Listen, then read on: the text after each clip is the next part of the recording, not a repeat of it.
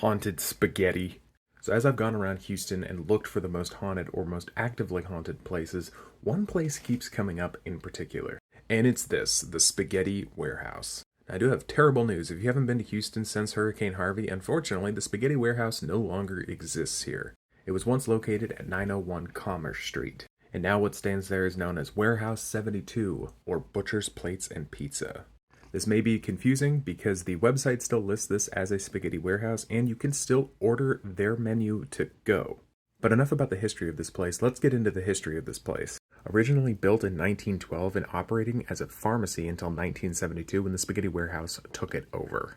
But it was during the time that it was a pharmacy that the hauntings began. There was a young pharmacist who unfortunately fell to his death in the elevator shaft. Once again, I apologize if you hear anything in the background. That is Bartholomew.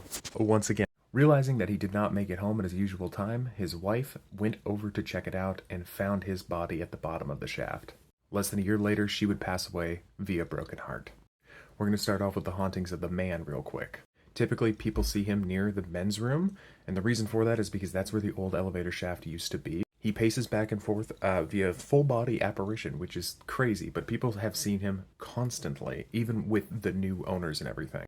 On top of that, after a hurricane, after some severe flooding, one worker went down into the basement and was like, hey, we got to get some of this stuff out, only to go down there and realize that everything was neatly stacked on top of each other on the driest part of the basement. So overall, he's a pretty helpful guy. His wife, on the other hand, not so much. She's most commonly seen on the second floor. However, throughout the entire building, she is known to throw things off of counters, throw silverware and plates across the entire kitchen and across the entire eatery as well. She's reportedly been known to tie people's shoes together as well, making them trip. And on top of that, people say that she throws things from the second floor as well. And one worker even says that she saw a basket gently float down before crashing onto the floor. So it was like she's kind of just messing with people at this point.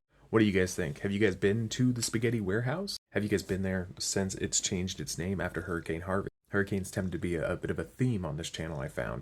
Have you ever seen an apparition in the Spaghetti Warehouse? Let me know down in the comments below, and I'll see you guys in the next one. Bye.